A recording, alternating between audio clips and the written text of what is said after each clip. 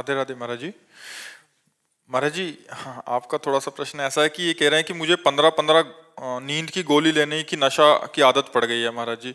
मतलब बिना बहुत उससे गलत है, रह ही नहीं बहुत पाता मैं। गलत है। और इसके चक्कर में मतलब विकलांगता तो है ही है कह रहे हैं शरीर में। बट अभी कहते हैं मैं इससे बाहर निकलना चाहता हूँ, बट 15 गोली? 15-15 गोली लेते हैं। हमें लगता है साधारण आदमी ले तो कौन मर जाए। आप डॉक्टर को दिखाइए और ऐसे जीवन नष्ट मत कीजिए। खाया था, लेकिन उसने कहा कि 90 दिन तक अलग रहो इससे। 90 दिन से अलग रहो, बट ये रह नहीं पा रहे उस चीज से अलग। कैसे रहें, कह रहे कि आदत पड़ गई है। जमा करवाना पड़ता है। जैसे पुलिस में पढ़ोगे ना अपने ड्रग सेंटर होके वगैरह, हाँ वहां पे जाए तो ये सुधर सकता है। क्योंकि हमारे जम्मू कश्मीर में है ना ड्रग सेंटर, हाँ बैनक बैनक आगे जो 24 घंटे टीके शीके लगा के रहते हैं ना, फिर उनको चिट्टे वाले हो गए, फिर उनको जमा करवाना पड़ता है उधर से। इनके घर वाले थोड़ी सपोर्ट करें फिर। हाँ, ये क्योंकि अब हमारे पास तो इसकी दवा होता है, हमारे पास तो इसकी दवा है, लेकिन आप गोली कैसे छोड़ दो? क्योंकि उसको डोज चाहिए। एक तो कड़ा शासन चाहिए और दूसरा कुछ डोज चाहिए जिससे वो दवाओं के द्वारा। तुझे महाराज इनके घर वालों की सपोर्ट चाहिए। हाँ, घर वाले, हाँ। तो आप ऐसा कर लो जैसा ये सलाह दे रहे हैं। उधर आपके कहाँ के होगी? मैं इटावा का आगरा। वहां पे कोई ड्रग सेंटर होगा ना, जैसे आजकल गवर्नमेंट ने खोले हुए। हाँ, नशा मुक्ति किया। हाँ, 15 गोली? 4-4 करके, 3-3 करके, 2-2 घंटे बाद। 2-2 घंटे बाद 4-4 लेते हैं, 2-2। अच्छा अच्छा, वो नशे के रूप में लेते हैं। हाँ, मतलब फिर 2-4 घंटे सोए रहे ऐसे। नींद आती है पर। नहीं, आप दवा करवाओ बच्चा, नहीं इससे तो शरीर भी और खराब हो जाएगा। ये तो आगे महाराज थोड़े ऐसे 10 दिन हो गए वृंदावन में, एक भी गोली नहीं ली। 10 दिन वृंदावन हो गए हैं, बट एक भी गोली नहीं। यार तुम 10-20 दिन और बने रहो, वाह, एक को गोली मत खाओ, ठीक हो जाओगे। और क्या, ये तो बहुत बड़ी बात तुमने बता दी कि 10 दिन हो गए और एक भी गोली नहीं खा। मैं कोई गोली देता ही नहीं। कह रहा यार मांग जा तो रहा हूँ, बट गोली नहीं दे रहा कोई। नहीं नहीं नहीं। तुम और वृंदावन रुको और छोड़ दो बच्चा। यार तुम छोड़ सकते हो, जब 10 दिन से छोड़ दिए तो 90 दिन यही रहने वाला हूँ। बढ़िया है तुम। और राधा राधा जपो, राधा राधा। 1 साल से लोगों ने डिप्रेशन में डाल दिया कि तू किसी काम का नहीं है, तेरी नौकरी नहीं लग रही, तेरे डिप्रेशन में आके लेना शुरू किया, फिर आदत। नहीं नहीं, अब चिंता मत करो, तुम्हारी सबसे बड़ी नौकरी तुम राधा राधा जपो, ठीक है? अखिलेश मिश्रा जी, काशी से। श्री हरिवंश गुरुदेव, आपके चरणों में कोटि कोटि प्रणाम। महाराज जी, वापसी की तैयारी कब व कैसे की जाए? देहाभिमान पूर्णता गलित कैसे और कब होगा? देखो, विषयों की स्फुरना होती है सबसे पहले। जब हम विषयों का चिंतन करते हैं, देहाभिमान गलित होने का उपाय बता रहे हैं। क्योंकि कर्ता और भोक्ता ही देहाभिमान है। मैं ये करता हूँ और मैं ये भोगता हूँ। तो अंतःकरण में विषय स्फुरना होती है, मन में बुद्धि उसका निश्चय करती है, चित्त उसका चिंतन करता है। विषय स्फुरना में अगर हमारी थोड़ी भी प्रीति हुई तो संकल्प बन जाता है। संकल्प में प्रीति होने से वो कामना बन जाती है और कामना से क्रिया होती है। क्रिया में सुख भोगने की लालसा होती है। तो कर्ता और भोक्ता भाव देहाभिमान है। हम ऐसा भजन करें कि स्फुरना कोई नष्ट कर दे। स्फुरना संकल्प न बनने पावे, संकल्प कामना न बनने पावे, कामना क्रिया में न उतारने पावे। जितने भी भोग सुख हैं वो सब क्षणिक हैं, सब नाशवान हैं। शरीर निर्वाह के लिए मैं शरीर नहीं हूँ। शरीर निर्वाह के लिए हम केवल विषय सेवन करें और शरीर का जो धारण करने का लक्ष्य है वो भगवत प्राप्ति है। इसलिए एक क्षण भी नाम का अंतराय न रह जाए। हर क्षण नाम चलता रहे, जिससे स्फुरना ही न बने, संकल्प ही न बने, कामना ही न बने, क्रिया ही न बने।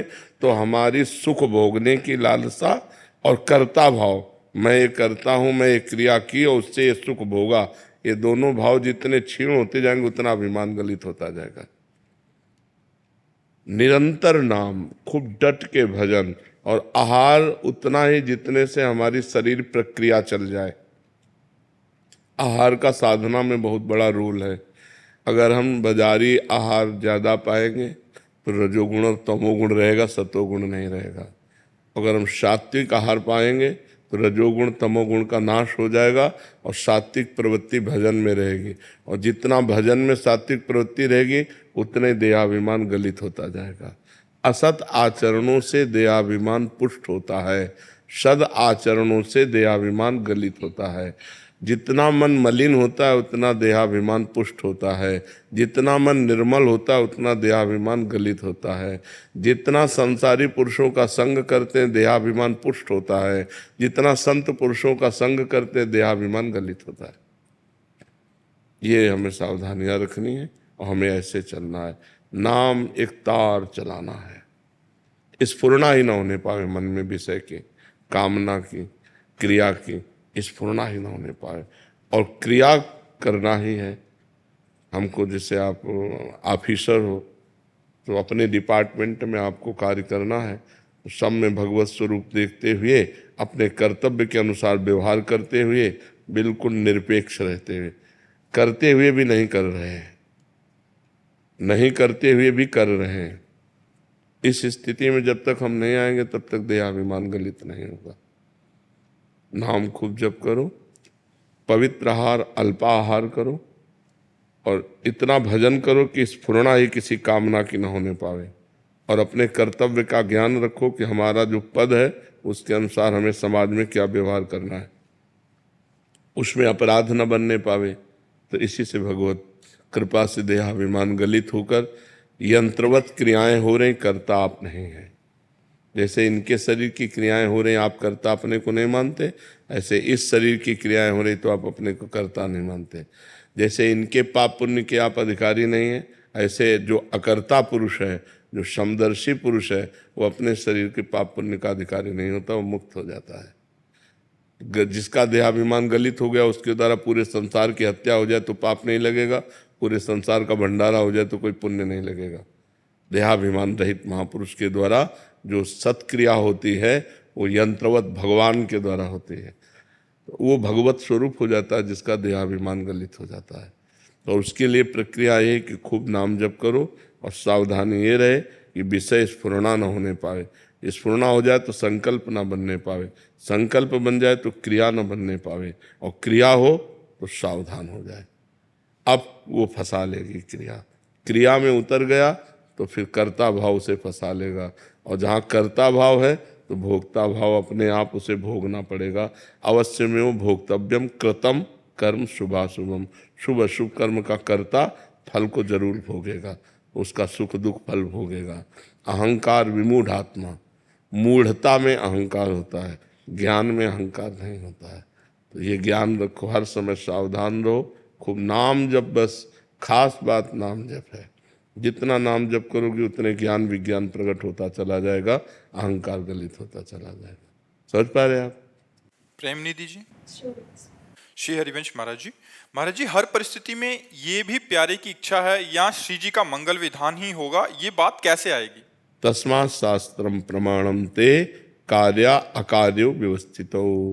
कार्य और अकार्य की व्यवस्था शास्त्र प्रमाणित होनी चाहिए। पहले शास्त्र प्रमाणित आचरण करो।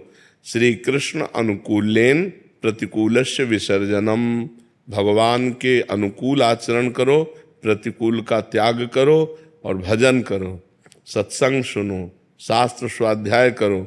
जब अहम गलित हो जाता है तब ये होता है कि जो हो रहा है वो भगवान की इच्छा से हो रहा है, मैं कहीं करता नहीं हूँ, भगवान की इच्छा। जब तक अहम है तब तक अपनी वासनाओं के खेल को कहीं भगवान की इच्छा ना समझ ले। नहीं तो भगवान की इच्छा से नरक भी बना है, भगवान की इच्छा से रोग भी है, भगवान की इच्छा से कानून भी है।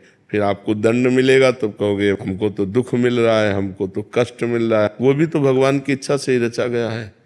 तो हमें चाहिए कि शास्त्र के अनुसार चलें, भगवान के प्रतिकूल आचरणों का त्याग कर दें, खूब सत्संग सुने, शास्त्र स्वाध्याय करें, नाम जप करें। और जब अहंकार गलित हो जाता है तब ये दिखाई देता है कि भगवान की इच्छा से सब हो रहा है।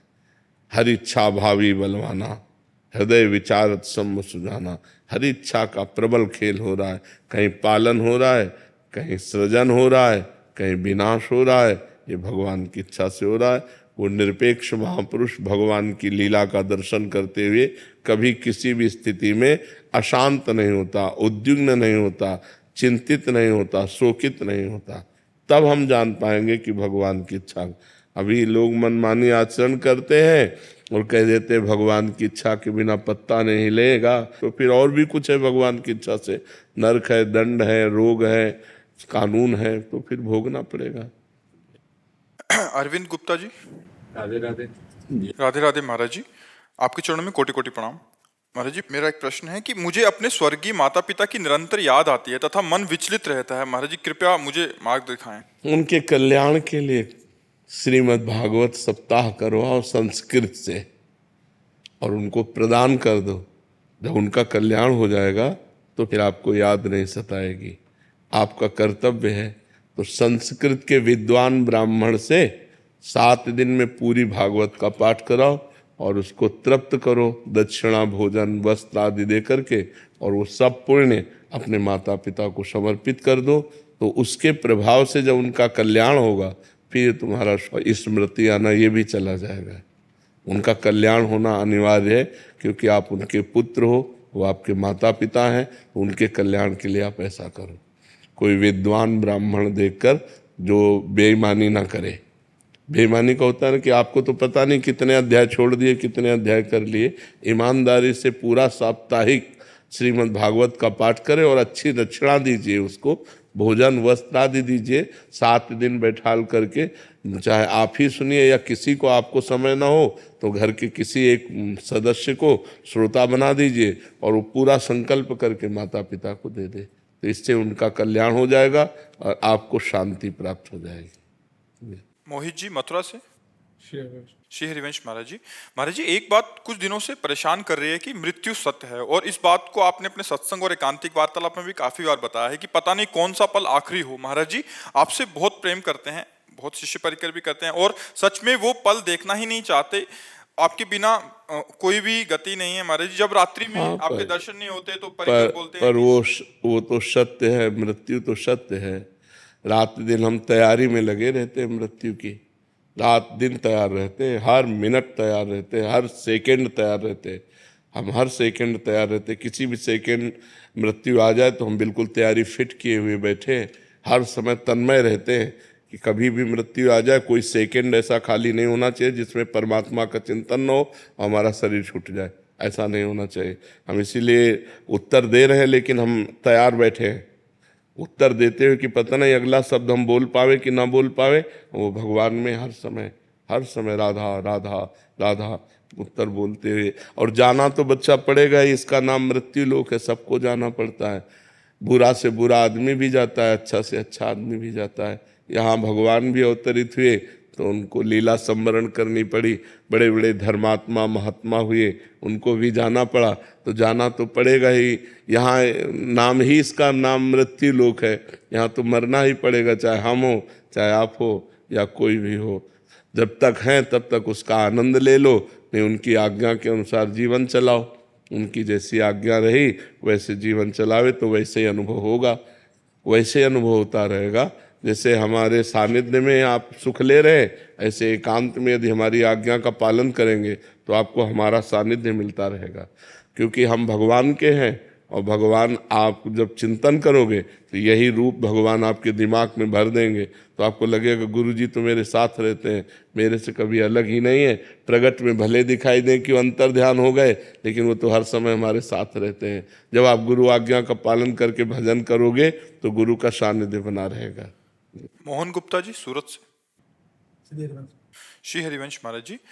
महाराज जी, हम शास्त्रों के वचनों को श्रद्धा से सुनते हैं। श्री नाम की महिमा, प्रसाद की महिमा, धाम, हरि कथा, साधकों के जीवन में जो भी शुद्ध भक्ति के अनुरूप होता है उसे करने का प्रयास भी करते हैं। पर महाराज जी, फिर भी ये अनुभव होता है कि मन अभी शुद्ध नहीं है, मन एकाग्र नहीं है, भीतर से तल्लीनता नहीं हो रही, कामना अनर्थ की निवृत्ति नहीं हो रही। महाराज जी, ऐसा अंदर से बना रहता है। महाराज जी, ऐसी अवस्था में भजन की कमी है।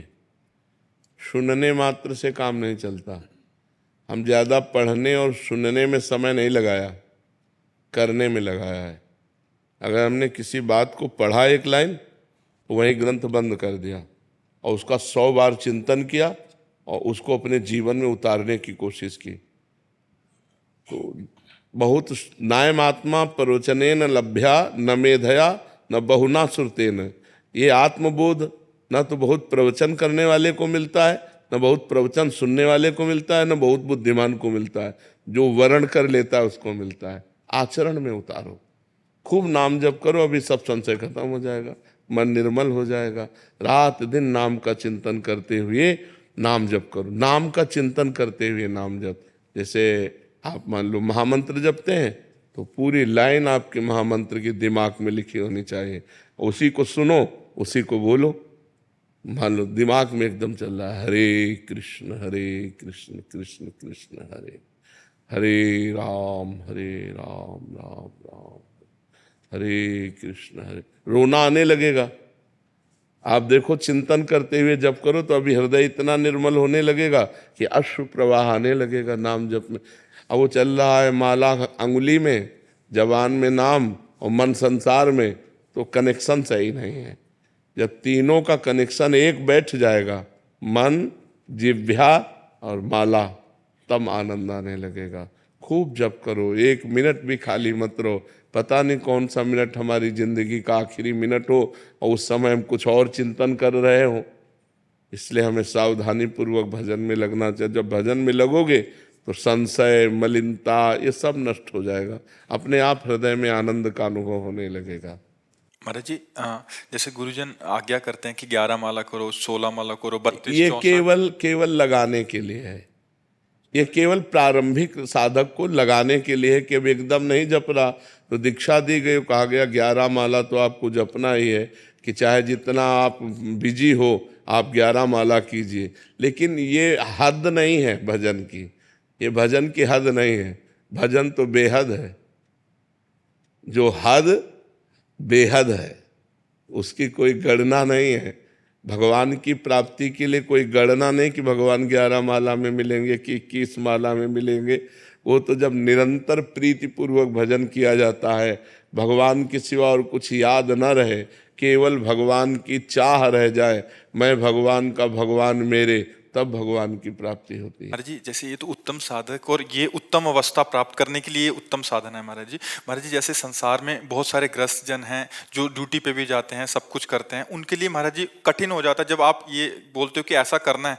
तो महाराज जी जो नाम जप की संख्या होती है वो भी छोड़ देते हैं। अब हमारे साथ महाराज जी मिलते रहते हैं तो कहते हैं कि उसको छोड़ देते हैं, फिर उसमें करने लग जाते हैं। कुछ समय में ही मन 1-2 दिन तो ठीक चलता है, तीसरे दिन फिर वहीं पटक देता है, फिर वो संख्या भी जाती है और मतलब जो नाम का जो एक अभ्यास वो भी चला जाता है। तो महाराज हाँ, हमने ये कहा है कि 11 माला जो संख्या है वो तो जैसे अब आप 1 माला लिखित किए तो 10 माला ऐसे करो ऐसा। हाँ, अब जैसे आपका मन 50 नाम में लगा कि लिखने में लगा तो शेष माला से पूरा करो। कुछ 10 मिनट 15 मिनट लेखनी का अभ्यास करो, क्योंकि सबका मन एकाग्र तो है नहीं, मन बड़ा चंचल है, एक क्षण में विषयों में भाग जाता है। यदि हम एकाग्रता पूर्वक 10 मिनट अभ्यास करें और शेष अपनी संख्या पूरी करें और रोज बढ़ाते चले जाएं, मान लो क्रम से महीना 15 दिन 10 मिनट चले, फिर हम 15 मिनट चलने लगे, फिर 20 मिनट चलने लगे, पर हमारी संख्या पूरी 11 की होनी चाहिए। कि महाराज जी कोई 6 महीने से जुड़ा है, कोई साल से जुड़ा है, तो सिद्धावस्था वाली बात करने लग जाते हैं कि अभी वो भी जाता है, कुछ दिन बाद वो कहते हैं कि बाबा नाम भी छूट गया। हाँ, नहीं, नियम तो पूरा ही करना चाहिए, शेष समय में ये कर लेना चाहिए। जैसे 1 माला ध्यान पूर्वक कर लिया और 10 माला गणना पूर्वक कर लिया तो गुरु आज्ञा का पालन हो गया। देखो, भाव को भाव अनख आलसहु, नाम जपत मंगल यदि सिदसहु। ध्यान नहीं लग रहा, भाव नहीं बन रहा, श्रद्धा भी नहीं, आनंद भी नहीं, पर हम मंत्र जप रहे तो उसका फल तो मिलेगा ही। ये तो भगवत प्राप्ति के लिए आगे बढ़े हुए पुरुषों की बातें हैं, लेकिन प्रारंभिक साधकों को तो गणना से ही चलना होगा, नहीं वो भी छूट जाएगा, मन भजन में लगेगा नहीं। इसलिए प्रारंभिक साधकों को गणना दी जाती कि आपको 11 माला करनी ही है, तो उनको करना ही चाहिए। 10 मिनट 5 मिनट अलग से समय निकाल ले 24 घंटे में, जो लेखनी वाला मंत्र है, लेखनी वाला नाम है, वो प्रक्रिया करें, शेष समय 11 माला अपने पूरे कर लें। महाराज जी नाम की महिमा आदि सुनाते हैं तो काफी साधक कहते हैं कि बाबा हमें कोई नियम दे दीजिए कि हम 50,000 रोज राधा नाम जप करेंगे, मतलब नियम से करेंगे और आपको चेक कराएंगे। तो वो 50,000 कुछ दिन करते हैं, कभी कभी फिर आपका वैसा वाला एकदम उच्चतम अवस्था वाला प्रवचन होता है कि वास्तविकता में वहीं पहुंचना है, इसी से पहुंचेंगे। अभी 6 महीने हुए हैं, तो महाराज जी वो 50,000 भी छोड़ दिए, नहीं, धीरे धीरे करने अब लगे, 2 उनको दिन क्या कर रहे हैं। करना चाहिए, 50,000 तो नियम वाला करना चाहिए, और 5 मिनट 10 मिनट ये करना चाहिए, इसका अभ्यास करना चाहिए। कोई भी अभ्यास करने के लिए अपने नियम को नहीं छोड़ना चाहिए। नियम के अलावा हमारा और समय 10 मिनट जाए तो हम वो अभ्यास में करें, ऐसा करना चाहिए। लाल सिंह जी। महाराज जी आपके चरणों में कोटि कोटि प्रणाम। महाराज जी, मैं ये जानना चाहता हूँ कि अनन्य भक्ति की प्राप्ति कैसे हो सकती है और क्या साधन और सावधानियां रखनी पड़ती? अनन्य भक्ति की प्राप्ति नवधा भक्ति से हो सकती है। भगवान की लीला कथाओं का श्रवण करना, भगवान के नाम का कीर्तन करना, लीला कथाओं का गायन करना, भगवान के स्मरण में डूबना, भगवान की चरण सेवा करना, भगवान का दास भाव रखना, भगवान ही मेरे सखा हैं, और भगवान का अर्चन बंदन करना, और भगवान में पूर्ण समर्पित हो जाना। ये जो नवधा भक्ति है, श्रवणम कीर्तनम स्मरणम विष्णुर्पाद सेवनम अर्चनम वंदनम दास्यम और सख्य आत्मनिवेदनम, ये 9 प्रकार की जब भक्ति की जाती है तो भगवान की अनन्य भक्ति का जागृत होता है। क्योंकि वही सुनना, वही बोलना, वही देखना, वही अर्चन, वही बंधन, तो अन्य सब छूट जाता है। अन्य जब सब छूट जाए और एकतार भगवान का चिंतन हो तो उसका भार भगवान ले लेते हैं। अनन्यस चिंतयन्तो माम ये जनाः परिपासते तेषाम नित्याभियुक्तानाम योगक्षेमम वहाम्यहम्। भगवान कह रहे जो मेरा अनन्य चिंतन करता है उस भक्त के योगक्षेम का वहन मैं करता हूँ। योग मतलब जो प्राप्त है और जो अप्राप्त है, तो अप्राप्त को प्राप्त कराना और क्षेम जो प्राप्त है उसकी रक्षा करना, ये दोनों काम भगवान कर लेते हैं। बस भक्त का एक काम होता है निरंतर नाम जप करना, भगवान के सिवा अन्य जो है हमारा चिंतन है वो चिंतन न जाए। अब इसमें सावधानी है कि भोजन पवित्र होना चाहिए, क्योंकि अन्न से ही मन का पूरा खेल है। अगर हमारा भोजन अधर्मयुक्त अपवित्र है तो फिर भजन में मन नहीं लगेगा। भोजन पवित्र हो और थोड़ा हो, अल्पाहार मिताहार पवित्र भोजन होना चाहिए। और इसके बाद कम बोलना, उचित उत्तर दे, हितकर उत्तर दे, सत्य बोले, मृदु बोले, नहीं तो मौन रहे और भगवान का नाम जप करे। कम देखना, कम सुनना और कम सोना। 4 घंटे 5 घंटे। नारायण हरि भजन में ये 5 न सुहात, विषय भोग, निद्रा, हंसी, जगत प्रीति, बहुबात, इन 5 बातों का त्याग करने के लिए कहा गया कि बहुत अधिक सोना ठीक नहीं, समय बर्बाद करना है। हंसी मजाक किसी से न करे, जगत के संबंधों में ममता न करे। सबकी ममता ताग बटोरी, मम पद मनहि बांध बर डोरी। सबकी ममता को घसीट कर एकमात्र भगवान में, जैसे मीरा जी कहते हैं मेरे तो गिरधर गोपाल दूसरो न कोई। एकमात्र श्री भगवान में ममता, उन्हीं का चिंतन, और हमारा खान पान जितना व्यवहार हो सब भगवान से जुड़कर हो। पानी भी पिए तो भगवान को अर्पित करके, भोजन भी पाए तो भगवान को अर्पित करके, किसी से व्यवहार में बात करें तो सब में भगवान की भावना करके, इन सब में भगवान है, तब वो महाभागवत बन जाता है, तब वो भक्त जगत को पावन करने वाला बन जाता है। सातरति सातरति सा लोकांतरति यल्लब्ध्वा पुमान सिद्धो भवति, वो सिद्ध हो जाता है, वो भगवत प्राप्त महापुरुष हो जाता है जो निरंतर भजन करता है। जी। निधि ग्रोवर जी लुधियाना से। महाराज जी ये कह रहे हैं कि महाराज जी कुछ सहयोग ऐसा बिठा दिया इन्होंने कि 5 का कोई जीवन में महत्व है। कह रहे कि 5 तत्व होते हैं, 5 ज्ञान इंद्रियां होती हैं, 5 देव हैं, 5 पांडव थे। तो महाराज जी हर एक काम सहयोग बैठालते चले जाओ, हर एक का 3 लोक हैं, 3 गुण हैं, 3 देवता हैं। मतलब अगर बैठालना शुरू करें ना तो सब ऐसे बैठते चले जाओ, उसमें 5 है कि क्या है, हर एक का बैठालते चले जाओ। कार्तिक जी के 6 मुंह हैं, 6 ऋतुएं हैं, मतलब कुछ भी ऐसे तो ऐसे इसका कोई बात नहीं। सब भगवान की 4 भुजाएं हैं, 4 सनक सनंदन सनातन सनत कुमार हैं, 4 युग है, मतलब बैठालते चले जाओ तो बैठालते चले जाओ, 5 और 4 और 3 और 2 1 सब ऐसे। मर्जी इसमें बहुत फंसे हैं, मतलब काफी जने मान्यताएं ऐसी बिठा दी हैं, 5 7 ये हैं, 7 ये हैं, 7 अजूबे हैं। भगवान एक है, वही अनेक रूपों में लीला कर रहा है, बस ये बात समझ जाओ, सब कुछ समझ जाओगे। वही एक अनेक लीलाएं कर रहा है। खास बात है, इन सब बातों से मृत्यु से जीत जाओगे क्या? मृत्यु से जीतने का उपाय एक को भजो, परमात्मा को भजो और अच्छे कार्य करो, बुरे कार्यों का त्याग करो, खूब नाम जप करो, तो मृत्यु से जीत जाओगे। सब ज्ञान की बात है, आखिरी योद्धा बन से निपट लो मृत्यु से। मृत्यु ऐसा मरो कि अब दोबारा मरना ना पड़े। एक बार तो मरना पड़ेगा, लेकिन ऐसा मरो कि बार बार माँ के गर्भ में ना आना पड़े, बार बार मरना ना पड़े, क्योंकि अब कलयुग जैसे जैसे बढ़ेगा अब आने लायक नहीं है।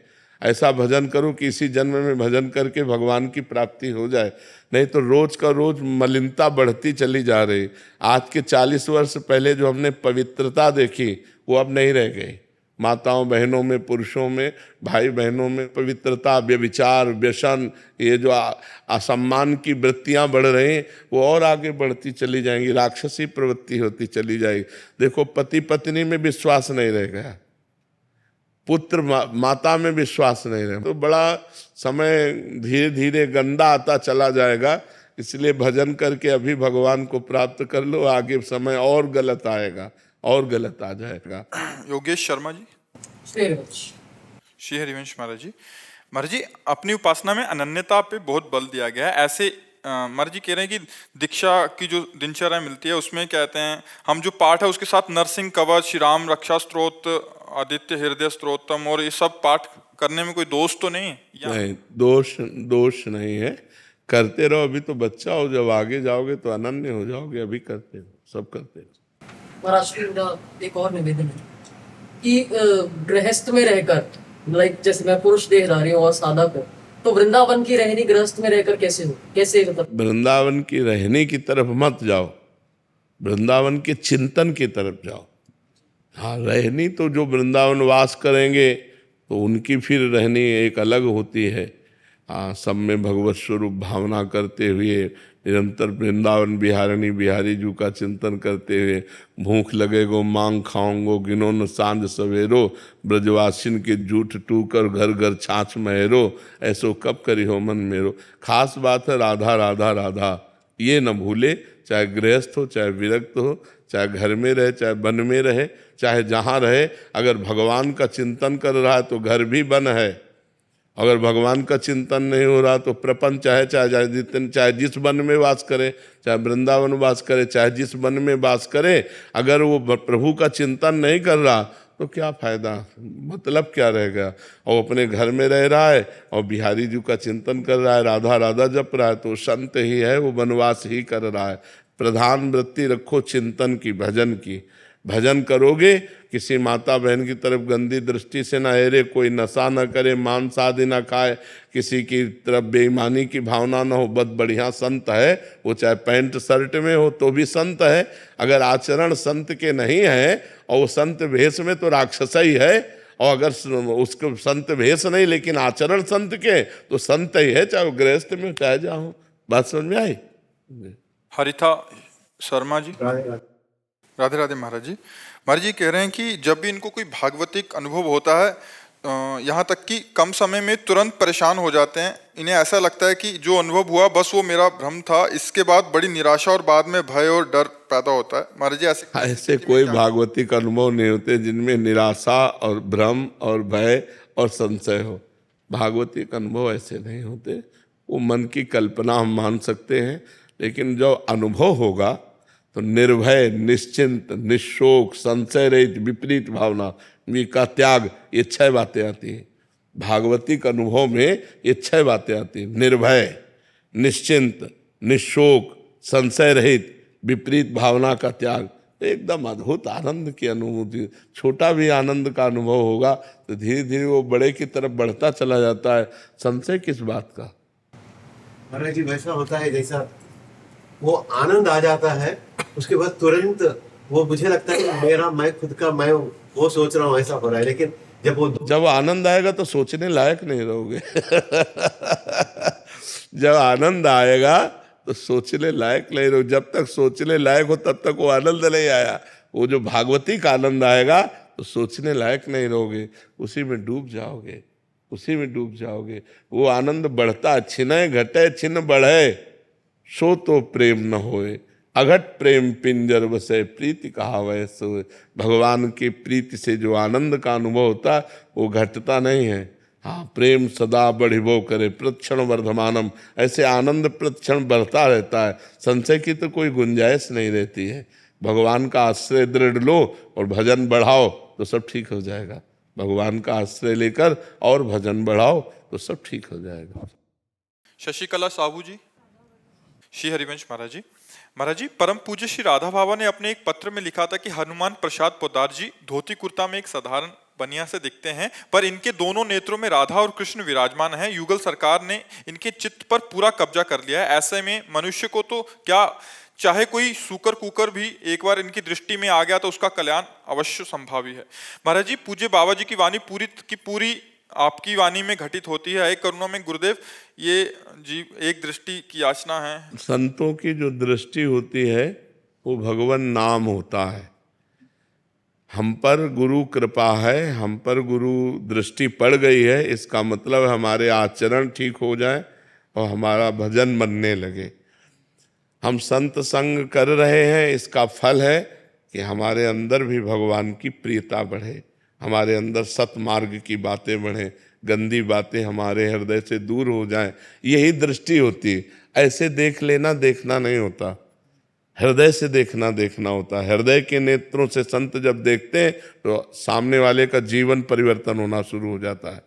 उसका जीवन, हम देखें ना देखें, अगर हम हृदय से बात कह रहे हैं तो हमारी बात जहां जहां जाएगी वो लाखों का परिवर्तन कर देगी। अगर हम इसी बात को कहकर पैसा चाहें, इसी बात को कह के सम्मान चाहें, इसी बात को छल कपट से कहें तो एक के ऊपर भी प्रभाव नहीं पड़ेगा। और अगर निष्कपट भाव से कि हमारे देश का मंगल हो, हमारे विश्व का मंगल हो, तो हमारी बात जाएगी और जाकर आपका सुधार करेगी। ये हो रहा है सुधार इतना हो गया महाराज जी। जी, लोगों ने सब कुछ छोड़ दिया महाराज जी, जो गलत आचरण वगैरह आपको सुन के, और आप ही के आशीर्वाद है महाराज जी, हम सब लोग फल फूल रहे हैं। बिल्कुल बिल्कुल बिल्कुल, भगवान सबका मंगल करे, भगवान के ही किए सब का राय होता है। तो ये है संतों की अंतर्दृष्टि। ऐसे देखना अलग बात होता है, अंतर्दृष्टि से देखना अलग बात होता है। सुधीर कुमार जी, मथुरा से। राधे राधे महाराज जी, आपके प्रवचन देश के युवा, महिला, पुरुष सभी देखते और सुनते हैं। सभी में आपके प्रवचनों का काफी प्रभाव भी हो रहा है महाराज जी। युवा गलत संगत से अपने आप को सुधार रहे हैं, जिनके लिए गुरुदेव हम सभी आपका कोटि कोटि प्रणाम करते हैं महाराज जी। गुरुदेव, जीवन में किस प्रकार की भक्ति भजन करें हम, गृहस्थ में, व्यवहार में रहते हुए, नौकरी पेशा में रहते हुए, कि हमें साक्षात प्रभु के दर्शन? हाँ, भक्ति का अलग अलग स्वरूप है। हर व्यक्ति के लिए एक जैसी भक्ति नहीं है, क्योंकि अलग अलग पोजीशन, अलग अलग कर्तव्य कर्मों में लगा हुआ है, तो उसके लिए अलग अलग भक्ति का स्वरूप है। अब जैसे आप अपनी पोस्ट में हैं तो आपको अगर हम कहें कि आप 6 घंटा बैठकर माला चलाइए तो गलत उपदेश है।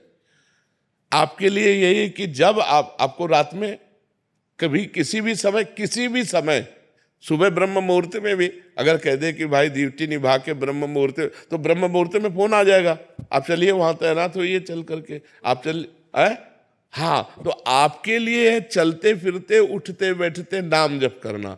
और सबसे बड़ी बात है, अधार्मिक पुरुष को बख्शना नहीं और धार्मिक पुरुष को दंड नहीं देना।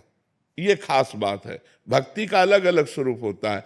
मतलब रुपया का प्रलोभन या कोई ऑफिसर का भय आपसे गलत करवा दे, वो हमें नहीं करना।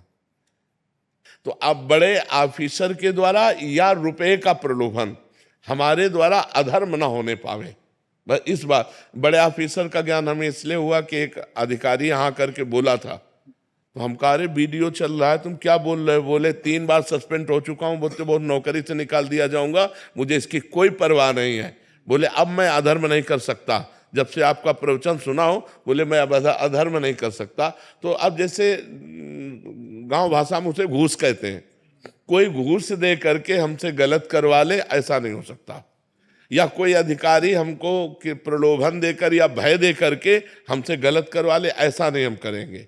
तो हमारा डिपार्टमेंट जो कानून हमें आदेश करता है, हम उसके जितना हमें अधिकार मिला है, हम कानून के अधिकार के अनुसार दोषी को दंड देना और निर्दोष की रक्षा करना और भगवान का नाम जप करना, यही भक्ति है। क्योंकि आप कभी ठाकुर जी को बैठ करके स्नान करवा रहे हो और उसी समय फोन आ जाए तो आपको छोड़ के भागना पड़ेगा। तो सबसे बड़ी भक्ति आपकी है कि राष्ट्र सेवा में जो आपको पद मिला है, अपने अधिकार के अनुसार हम उसका बर्ताव करें और सरकारी पेमेंट से अपना जीवन पोषण करें। हमको घूस नहीं चाहिए, जिसके द्वारा हम अधर्म बने वो हमें कार्य नहीं चाहिए। हमने देखा है, आपको सच्ची बताए, जो गलत आचरण करते हैं उनके परिवार में उसका प्रभाव पड़ता है।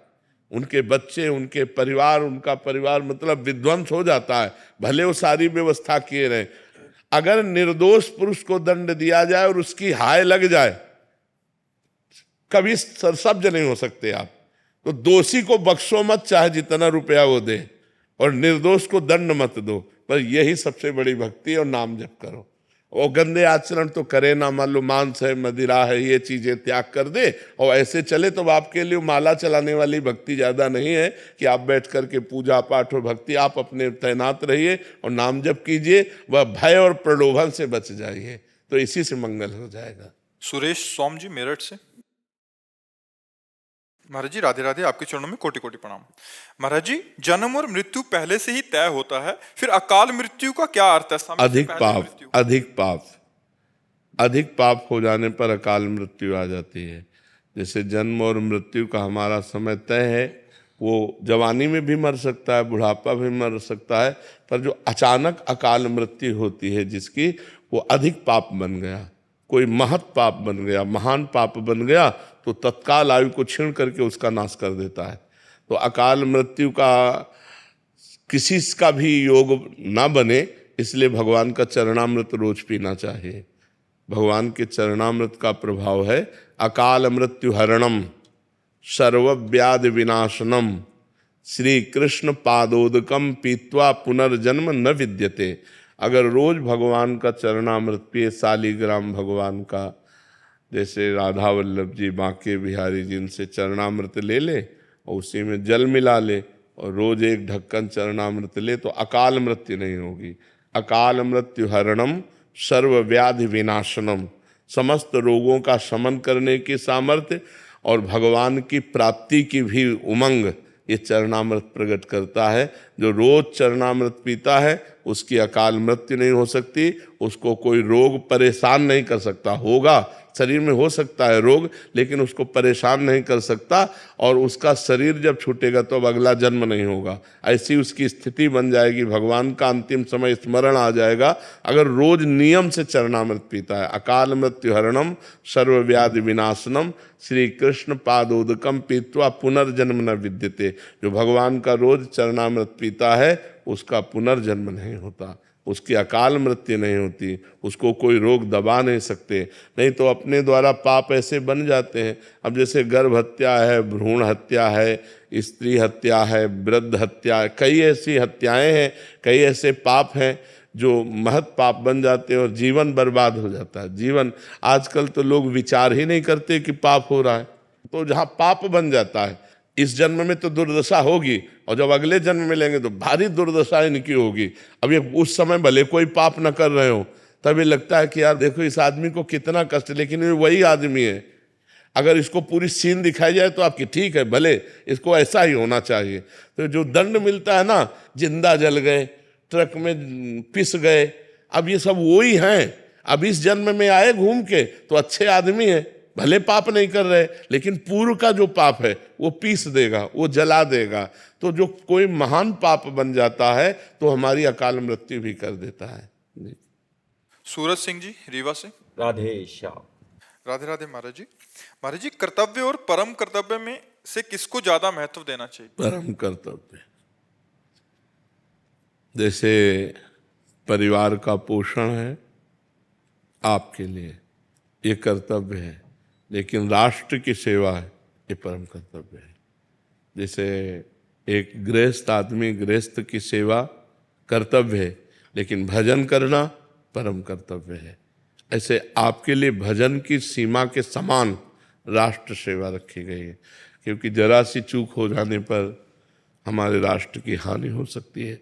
ऐसों को शासन में लेना परम कर्तव्य है।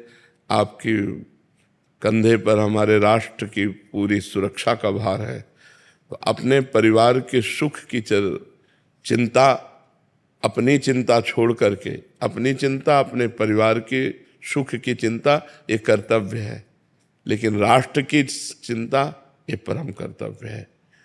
अब जब राष्ट्र की सेवा से जब समय आपको मिले, तब एक परम कर्तव्य है भगवान की प्राप्ति करना।